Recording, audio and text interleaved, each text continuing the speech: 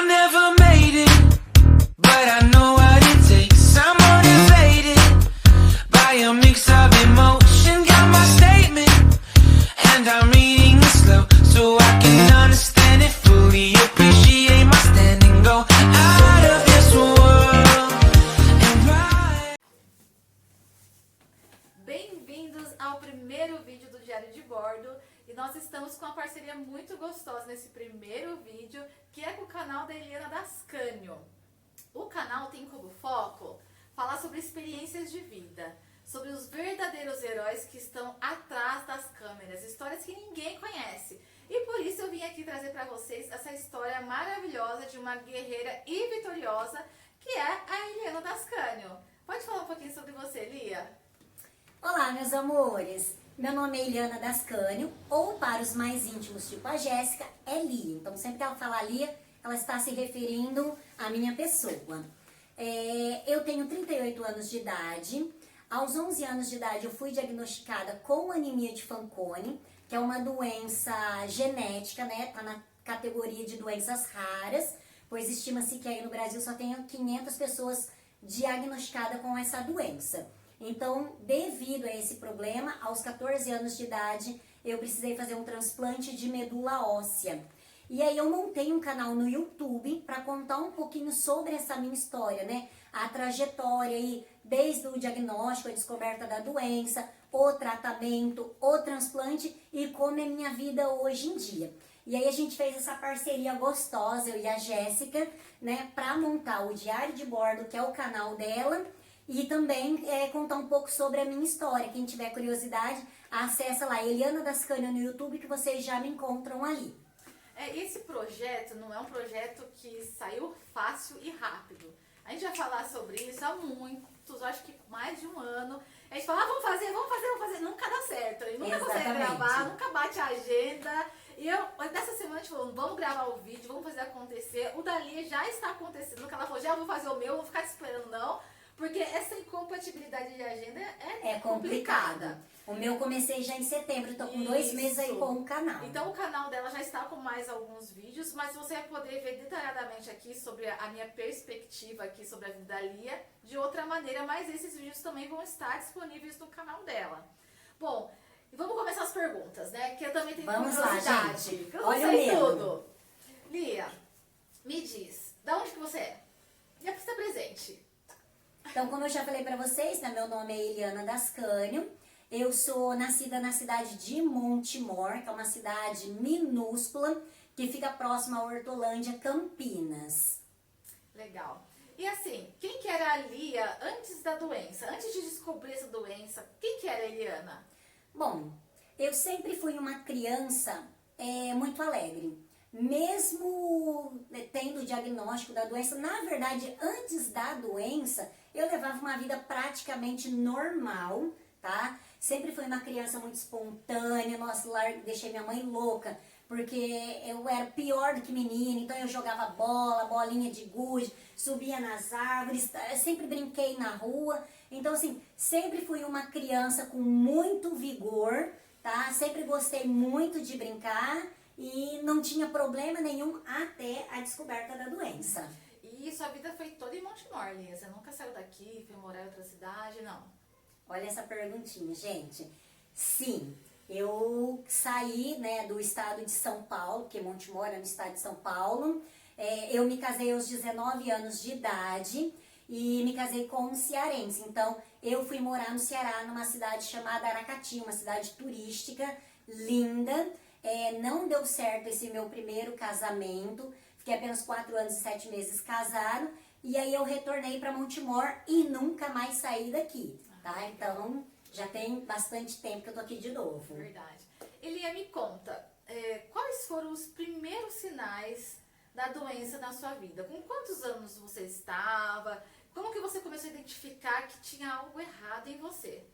Gente, essa é uma boa pergunta, tá? Isso aí fica de dica para vocês, principalmente é uma forma de traçar até um diagnóstico, porque a anemia de Fanconi é uma doença que nem todo mundo tem conhecimento. Eu mesmo não conhecia. Eu tive até dificuldade quando ela falou assim, nossa, mas que doença é essa? Geralmente é essa a reação das pessoas, né? O pessoal conhece mais como se fosse a leucemia, né? Mas na verdade a anemia de Fanconi é uma anemia muito profunda que prejudica a fábrica do sangue, que é a medula, né? Então, quem tem anemia de Fanconi, uma das consequências é chegar a ter uma leucemia, né? Uma falência medular. Então, a anemia de Fanconi, eu vim ser diagnosticada com 11 anos.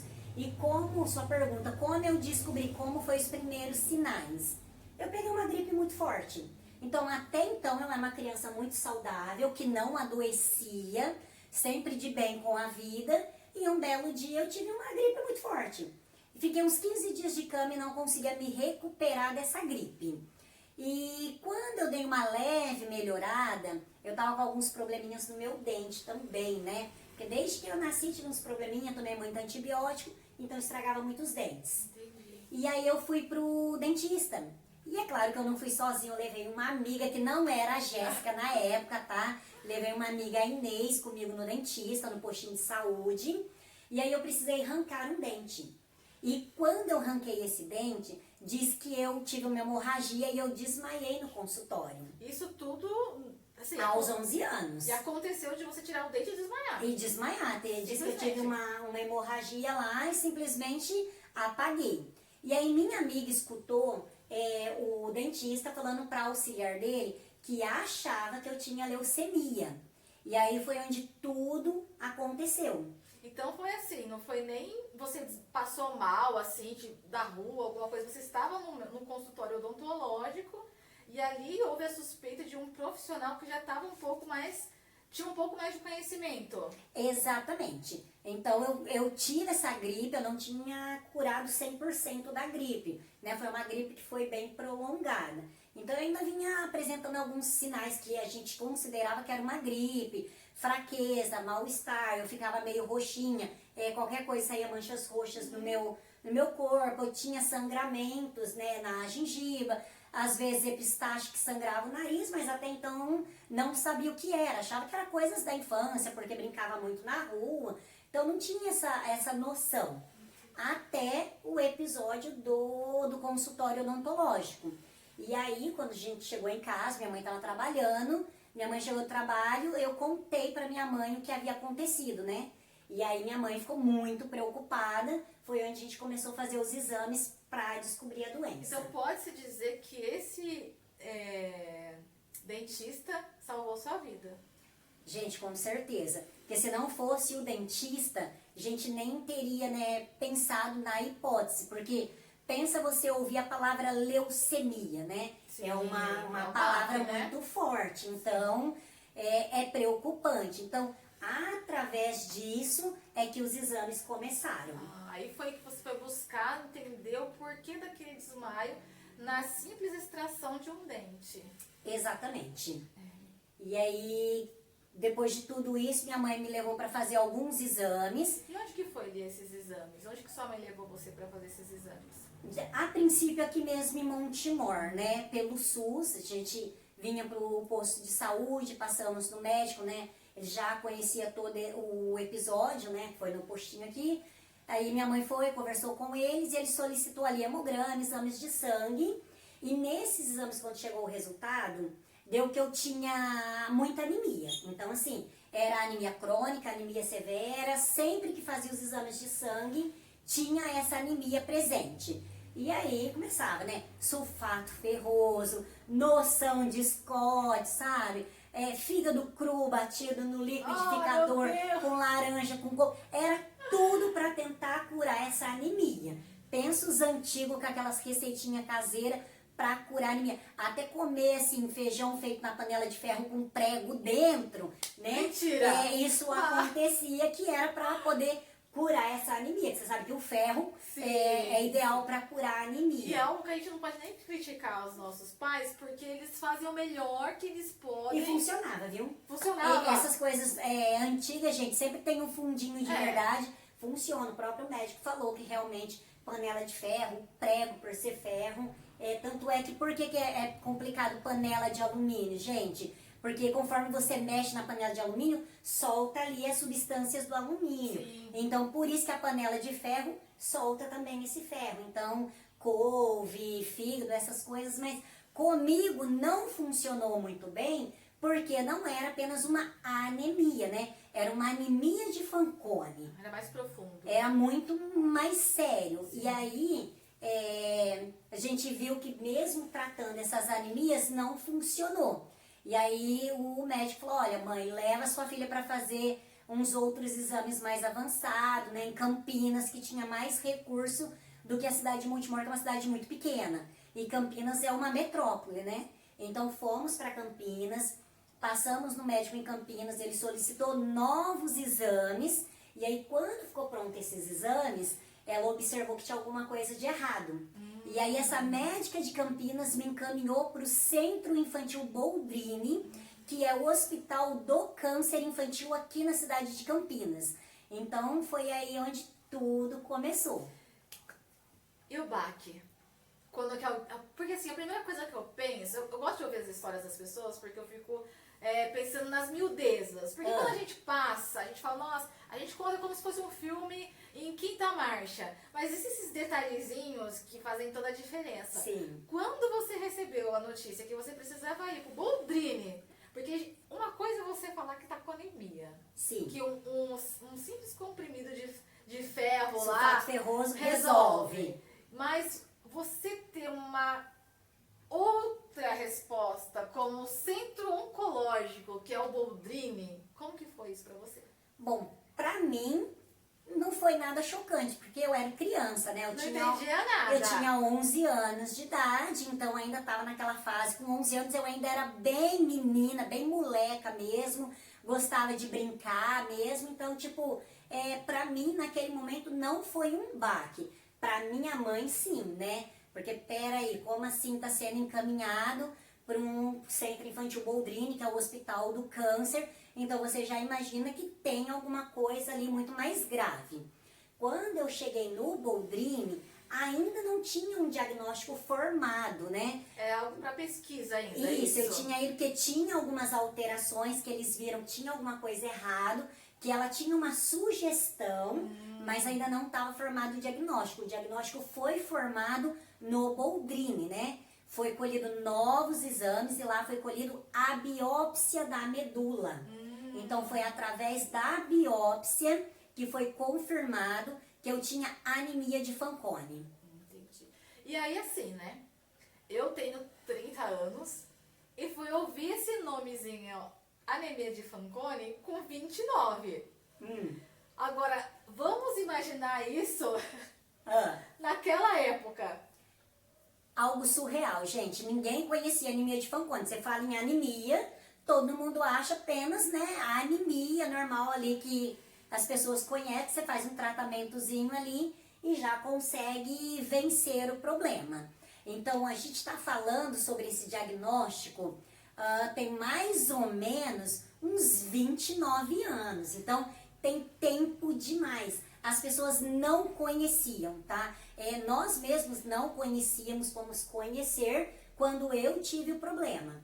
Que pra mim não teve impacto imediato. O impacto imediato foi pros meus pais, né? Que tinham conhecimento ali. Pra mim tudo era brincadeira, não me incomodava. Mas a biópsia eu lembro que foi uma parte complicada pra mim, viu? Porque, gente, doeu pra caramba naquela época fazer uma biópsia. Então, foi a parte ali que eu coloco foi um pouco mais difícil pra mim. Do resto, eu tirei de letra. Ai, que bom, né? Porque vamos dizer assim que o bom, então, foi que você não tinha um conhecimento do que estava acontecendo. Então, talvez até o seu corpo reagiu de uma maneira diferente por não carregar o corpo com aquela notícia de... Nossa, de uma doença grave. Isso. E aí, qual foi o próximo passo? Você fez a biópsia, foi horrível. É porque também, quantos anos que você fez isso? Que tem? Tem mais ou menos uns 29 anos que eu descobri a doença, que eu sou transplantada tem 24 anos. 29 anos, vamos colocar aí. Então as coisas eram bem diferentes do que é hoje, né? Muito diferente, gente. Hoje a tecnologia, a medicina, ela avançou demais, né? Então, são aí um intervalo de quase 30 anos, muitas coisas mudaram.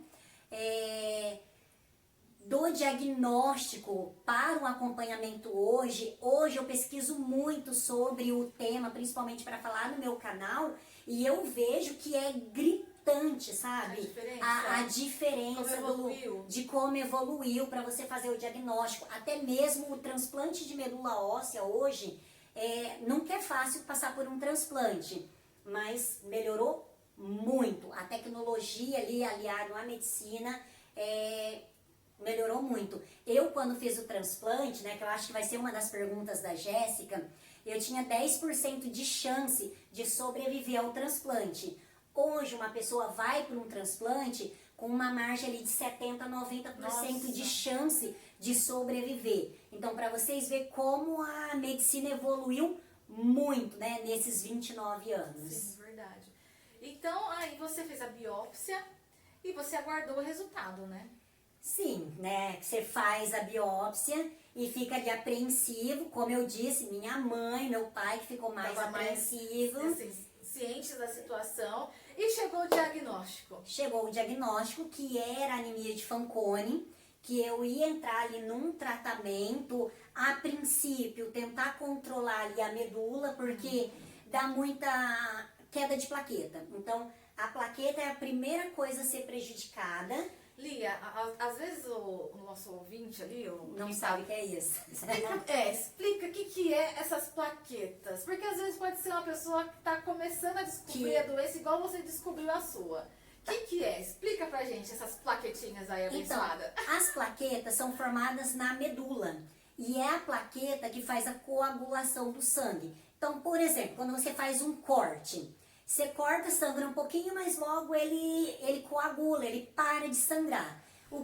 Quem é responsável por isso? São as plaquetas, né? Então a medula, ela produz ali glóbulos brancos, né, que são defesas do organismo, os glóbulos vermelhos, que são a série sanguínea mesmo, ali a parte sanguínea, e as plaquetas. Então, quando você tem uma anemia de Fanconi, ela afeta a medula, que é essa formação das plaquetas, dos glóbulos brancos e dos glóbulos vermelhos. Entendi. Aí já veio a resposta e você precisava fazer um tratamento para equilibrar essas plaquetas, para você não ter que passar por um processo mais pesado, é isso? Então, quando você faz o diagnóstico de anemia de Fanconi, geralmente a solução para o problema é o transplante de medula óssea. Só que muitas vezes você não tem um doador compatível. E a anemia de Fanconi, ela é diferente da leucemia, né? Que pode ser por causa genética ou adquirida por venenos, intoxicações. A anemia de Fanconi, por ser genético e hereditário, muitas vezes não vem nenhum único filho na família, vem mais filhos. Então a doença de Fanconi é algo hereditário? É hereditário, é passado de pais para filho. Então, por exemplo, é mais ou menos aquela história de parentesco na família. O meu pai e minha mãe não eram parentes, mas os meus tataravós eram primos, né? Então diz que essa doença ela pode cair até a 7ª geração. Nossa, é algo que carrega no DNA. Que carrega até a 7ª geração. Por 7 gerações. Se até a 7ª geração ninguém teve a anemia de Fanconi, aí tá livre e ninguém vai ter. Mas eu, por exemplo, família... a 4ª geração. E você foi a sorteada? Eu fui a sorteada. E eu tive muita sorte, meus pais tiveram muita sorte, porque só eu tive essa doença, né? Poderia meus irmãos ter tido também, mas graças a Deus veio somente em mim. E aí assim que faz desse diagnóstico, que é um transplante de medula óssea, mas não é tão fácil você chegar até o transplante. Então você precisa procurar doador. Então até você chegar à fase de conseguir, você entra numa fila de transplante. Eu passei 3 anos na fila para o transplante, fazendo exames ali para descobrir se eu teria ou não um doador. E eu tive, viu gente? Vocês sabem que eu sou transplantado, que eu já falei. Eu tive um doador, mas isso vai entrar nas perguntinhas da Jéssica. É verdade. Então, aí você fez para esse processo. O tratamento em si foi tomar medicações. Então eu tomei muito corticoide, esteroides para segurar a medula até que eu chegasse na fase do transplante. E eu também tive muita sorte que eu consegui responder bem ao tratamento, né? Esse tratamento, ele tentava prevenir que você precisasse de transplante? Sim. Ou era só um controle para que você aguentasse chegar ao transplante? É uma boa pergunta, galera.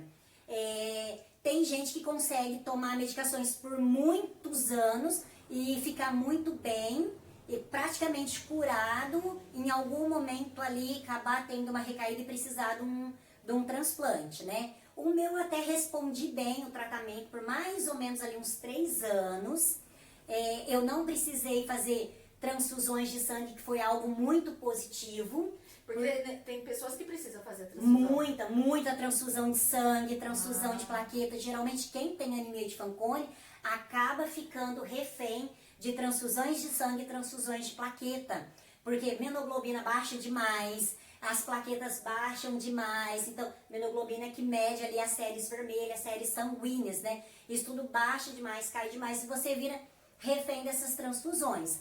Eu não precisei, porque eu consegui controlar bem ali com a medicação, mas em compensação, quando eu estava mais ou menos ali com 3 anos de transplante, a medicação já não estava mais fazendo efeito.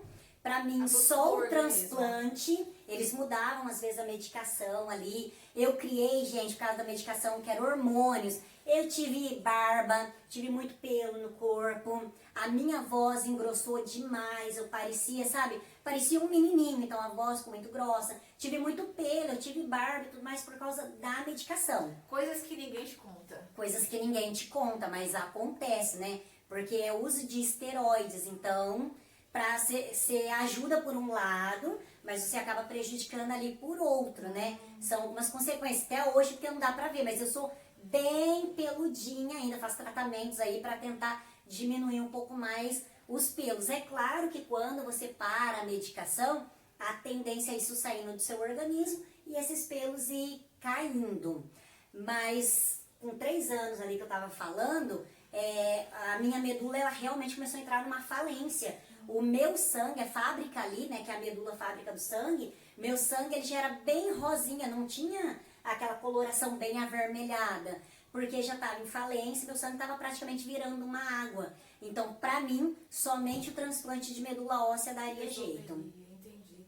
Então, nossa, é um processo bem...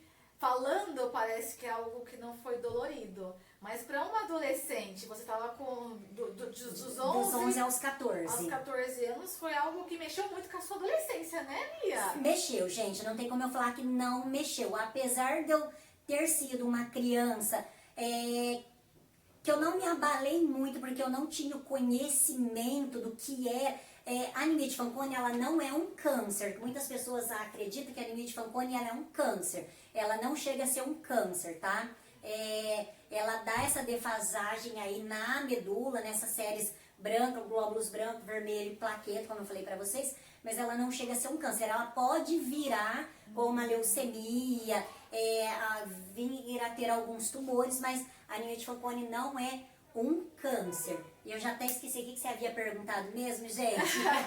Não, é bom a gente ir colocando esses pontos que a gente vai lembrando. Eu lembrei que você me perguntou se isso, eu adolescente, afetou aí a minha adolescência, assim, né? Gente, na minha época, né? Não sou tão velha assim, nem você, né, Lia? Mas as coisas evoluíram muito. Sim. A gente, com 11 até os 15 anos, a gente só brincava de basquete, vôlei, na rua, assim, de futebol. A gente, não é essas menininhas todas fofinhas de hoje em dia, a gente era quase moleque mesmo, Sim, né? Então isso a gente mesmo. não tinha essa vaidade que hoje tem. Mas também, ao mesmo tempo, a gente vai começar aqueles paquerinha, né? Gente, foi bom a Jéssica tocar nesse assunto, porque eu tinha restrições. Apesar de eu ser atentada, né? Deixei minha mãe louca, os médicos diziam que não sabia como eu estava de pé, com os níveis, né, sanguíneos lá estavam muito baixo. Eu tentei, eu acho que eu enfrentei bem a doença, eu acho que eu tô aqui hoje para contar essa história, porque eu não tinha noção e encarei com muita leveza essa situação. Então, mesmo eu estando ruim, eu ainda estava bem, porque eu brincava muito. Só que eu tinha que tomar muito cuidado, eu tinha as restrições, por exemplo, na escola, eu não podia fazer educação física, Porque, gente, lembra que eu falei que eu ficava roxa? Qualquer coisa que fizesse isso aqui estourava, né? As plaquetas não conseguiam segurar, então eu podia estourar no cérebro, os vasos que se rompem, isso podia estourar no coração, então por isso que eu tinha muito sangramento nasal, então eu não podia fazer atividades físicas. Eu fazia escondido de teimosa, que eu sou porque minha mãe trabalhava muito, meus pais trabalhavam muito. E aí eu era criada mais com a minha irmã mais velha, que não era tão mais velha do que eu, coisa de 4 anos de diferença. E aí era uma criança cuidando de outra criança. Então eu brincava muito, mas eu tive muitas restrições. Querendo ou não, eu tinha uma doença. Então eu dizia que eu era o patinho feio da família. Minhas irmãs sempre foram lindas. E eu tava com barba, peludinha, né? Porque querendo ou não, eu sofri toda essa transformação. Então, assim, tava na fase dos namoricos, das paqueras. Você começa a descobrir quem você é, quem é o outro sexo, né? Você começa, assim, o corpo responde, né, Exatamente, a gente começa na adolescência, você quer namorar, mas eu não tive não fui bem sucedida nessa época não, gente. Já é uma fase terrível, foi, né? Já estava enfrentando a doença, perdia muitas aulas na escola, porque eu vivia no Boldrini, pelo menos uma vez por semana eu tinha que estar no Boldrini. Eu tinha muita intercorrência, porque eu pegava infecções muito fácil, então eram muitas gripes.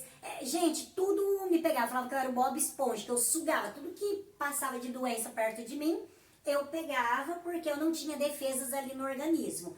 Então, a fase da adolescência, se for olhar por esse lado aí, da paquera, da sedução, não fui bem sucedida, não rolou. Se eu gostasse de um menininho, ele gostava da minha irmã, que gostava da minha prima, que gostava das amigas, porque elas eram muito bonitas. E eu, gente, tinha barba, eu tinha bigode, entendeu? Então, não rolou, não foi bacana. Então, assim, mesmo com as restrições, você levou, vamos dizer assim, uma infância normal. Sim, eu... Não podia, mas você... Mas sim, eu não podia me submeter, né, a algumas atividades. Tinha que ser tudo muito controlado, meu ambiente.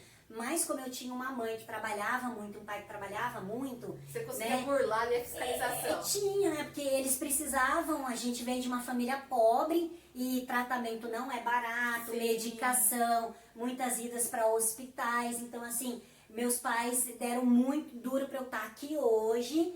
Então, eles precisavam trabalhar. Então, eu não tinha supervisão de um adulto, porque a minha irmã é 4 anos só mais velha do que eu, né? Eu tava na adolescência. Então, gente, apesar de tudo, teve um lado ruim, mas teve um lado bom. Eu posso dizer que eu fui feliz, mesmo enfrentando toda essa doença. Eu consegui, sabe, levar isso com naturalidade, com leveza, porque eu não sabia a gravidade, né, do problema. Fui entender isso agora, né? Depois de um tempo que a gente vai ficando mais adulto, que você entende a gravidade da situação. Legal. Muito interessante, né? Elia, vamos lá. Eliana, viu, gente? Ele é apelido. Eu não consigo chamar ela de Eliana, é muito grande. É muita amizade, muita amizade envolvida. Me diz, você passou por essa fase, você começou com 11, chegou nos 14, os 3 anos de tratamento, o seu corpo já não respondia mais, porque o nosso corpo, por mais que a gente cuide, a doença, Ela se manifesta, ela agride, não tem como não agredir. Você chegou nos 15 anos, o que aconteceu aí? Então, com 14 anos, a gente passou ali pela fase do tratamento. A hora que a gente percebeu, que os médicos perceberam, né, que a medula ali já estava entrando em falência, que já não tinha mais o que fazer, a medicação já não estava dando conta, eu precisava do transplante de medula óssea. A minha família inteira foi submetida a vários exames para a gente achar ali um doador. E aí fomos para Curitiba, porque meu tratamento foi aqui no Boldrini, né, em Campinas. Mas o meu transplante, ele foi feito em Curitiba, porque Curitiba é o centro de referência nacional para anemia de Fanconi. Na época, a Unicamp já estava começando a fazer transplantes, né? É isso que eu ia te perguntar. Como a gente está aqui na região metropolitana de Campinas, para quem não conhece, é uma mega metrópole e só perde para São Paulo aqui dentro do nosso estado, né? É uma região que atende muito bem tudo que a gente precisa. A gente não precisa ir para os outros polos para conseguir um tratamento bom. A gente tem um centro de referência que é a Unicamp. É a Unicamp. E a Unicamp, então, é muito recente o tratamento. Isso, na verdade a Unicamp ela já estava fazendo transplante de medula óssea, mas para leucemia. Para anemia de Fanconi, estava começando. E a indicação foi Curitiba. Foi Curitiba porque lá eles já estavam fazendo há muito tempo, já era o centro de referência, eles já tinham passado por muitos sucessos, mas muitos fracassos. Você sabe que para você chegar a ser um centro de referência, é claro que você sofre muitas baixas, muitos fracassos, e a Unicamp ela estava começando tudo esse isso. Processo, né? Então, pra gente aqui na Unicamp, para os meus pais, minha mãe até questionou os médicos que queria fazer aqui em Campinas, porque a gente mora próximo. Pensa você ter que ir para Curitiba, passar um ano longe da sua cidade, todos os custos envolvidos para isso, né? De você ter que sair do seu estado para fazer um tratamento, ela tem que parar de trabalhar. Então, era uma decisão bem complicada. Mas os médicos falaram, chegou e conversou com minha mãe, falou, olha, se nós somos médicos, né, estamos indicando para sua filha fazer lá em Curitiba, que é o Centro de Referência Nacional, vocês que são mãe, pai, vai deixar sua filha fazer aqui em Curitiba, ou, desculpa, aqui na Unicamp, onde eles ainda estão começando? Sim. Então, pela indicação médica, eu poderia optar, fazer na Unicamp ou fazer num centro de referência. E aí a gente foi fazer em Curitiba, nesse centro de referência. E uma dúvida, Lia, assim, é uma doença que exige muito, muito do financeiro. Sim. Como que foi? O governo teve algum subsídio, ajudou? Como que foi vocês conseguirem ir para Curitiba, se sustentarem? Você falou que ficou um ano em Curitiba. Um ano em Curitiba. E sua mãe com você, provavelmente? Sim, meu pai aqui trabalhando feito louco, né, para conseguir manter a gente lá. Mas quando foi feito lá, que realmente tinha um doador, que foi meu irmão, 100% compatível. Isso foi descoberto aqui ou em Curitiba? Em Curitiba. Foi. Quando teve a indicação que não tinha mais o que fazer, que eu ia precisar fazer o transplante, eu tive que ir, eu e a família inteira para Curitiba, para poder fazer esses exames. E aí, pensa, a família inteira tendo que ir para Curitiba, como eu já falei para vocês, né? Minha mãe fazendo faxina, o meu pai pedreiro, que a gente não vem de uma família, né, de posses, então é família de trabalhadores. A gente fez, para conseguir tudo isso, a gente fez campanha. Então, fizemos campanha, ia pros centros, né, pros supermercados em Campinas, que tipo Extra, Carrefour, com a faixa ali fazendo campanha. O hospital deu uma documentação falando, né, para mostrar para as pessoas que isso era verídico, que era uma campanha legítima, para levantar os fundos para a gente conseguir ir e se manter, pagar as passagens, a alimentação, ficar hospedado lá, para poder fazer os exames da família inteira. Vocês veem, né? Faz 6 anos que eu conheço a Lia, até pra mais, e eu não sabia que ela tinha ido pra rua pedir ajuda financeira. Sim, a gente precisou contar aí com a ajuda, a caridade de todo mundo para conseguir isso, pra gente levantar verba. O governo não subsidiou nada, Lia? Ajudou alguma coisa, ou só, assim, o essencial? Não, a gente fizemos essas campanhas, mas Deus é maravilhoso, colocou pessoas maravilhosas, né, na minha vida, no meu caminho. A gente teve a ajuda dos patrões da minha mãe, que ajudou pra caramba, as igrejas e a prefeitura de Montemor também. Foi na época o prefeito, acho que Nabi, que aí a gente tinha uma vereadora aqui do meu bairro, que é a Selma, né, conseguiu conversar na prefeitura, conseguiu ajeitar tudo e eles conseguiram também dar uma ajuda, ajudaram a fazer a campanha, trazendo alguns artistas para cá, para poder conseguir um valor um pouco maior. Não conseguimos muito, sabe, com as campanhas, mas... porque era um custo muito alto levar a família inteira. E foi de avião? Não, a gente foi de ônibus, só quando eu fui, fiz o transplante, aí passou a ser de avião, até hoje tem que ser de avião, que eu não posso estar aí tendo muito. Até hoje eu tenho algumas restrições na minha vida. Hoje eu tenho a ajuda do TFD, que é o tratamento fora de domicílio, que custei a minha viagem, né? Porque já que o Estado não pode fornecer, porque lá é o centro de referência, então até hoje eu sou paciente, uma vez por ano eu vou para Curitiba, onde eu fiz o transplante. Hoje eu tenho a ajuda do governo, que é o PFD, que sai aqui pela prefeitura de Montemor. Mas no início, quando tudo começou, a gente fez essa campanha.